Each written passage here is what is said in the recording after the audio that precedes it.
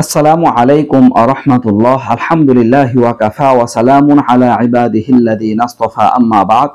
সুপ্রিয় দর্শক শ্রোতা ভাই ও বোনেরা, কাছের দূরে দেশ প্রবাসের যারা যেখান থেকে আজকের ভিডিওটি দেখতে আসছেন, সবাইকে অসংখ্য অসংখ্য ধন্যবাদ। আপনাদের সাথে আমি একটা আমল শেয়ার করব। এই আমলটা যদি করতে পারেন বা এই আমলটা করার অভ্যাস যদি আপনি গড়ে তুলতে পারেন, তাহলে আল্লাহ তাআলা আপনার রিজিকের মধ্যে প্রশস্ততা দান করবেন, আপনার জীবন থেকে অভাব অনটন দূর করে দিবেন ইনশাআল্লাহ। টাকা পয়সা নিয়ে বা আর্থিক বিভিন্ন বিষয় নিয়ে আপনার চিন্তা ভাবনায় পড়তে হবে না।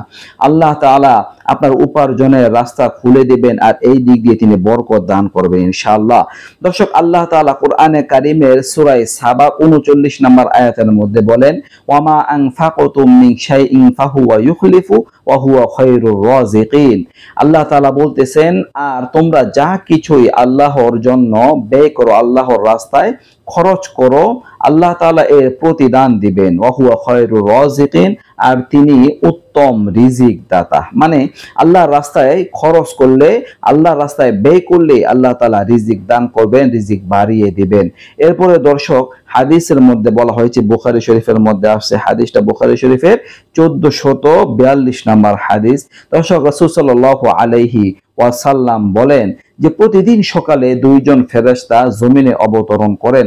একজন ফেরেশতা সে আল্লাহ তাআলার কাছে হাত তুলে দোয়া করতে থাকেন, হে আল্লাহ, আপনি দানকারীকে তার দানের জন্য উত্তম প্রতিদান দিন, যে দান করবে তার দানের জন্য উত্তম প্রতিদান দিন। আর অপর ফেরেশতা বলে, হে আল্লাহ, আপনি কৃপণদের ধ্বংস করুন।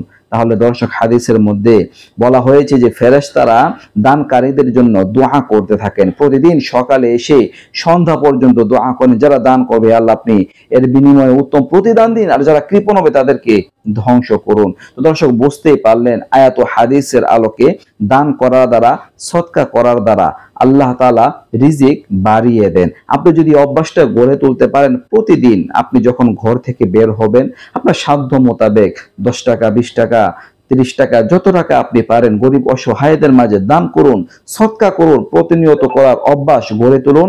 তাহলে এর বদলায় আল্লাহ তাআলা আপনাকে উত্তম প্রতিদান দিবেন। মানে রিজিকের ক্ষেত্রে প্রশস্ততা দান করবেন, আবার প্রতিদান, আখিরাতে প্রতিদান মর্যাদা আল্লাহ তাআলাকে আপনাকে অনেক অনেক গুণ বেশি করে দেবেন ইনশাআল্লাহ। দর্শক, এই ছিল আমলটি নিয়ে আলোচনা, আশা করি বুঝতে পারছেন। আল্লাহ তাআলা আমাদের সবাইকে বেশি বেশি দান সদকা করার এবং এর অভ্যাস গড়ে তোলার তৌফিক দান করুন, আমিন।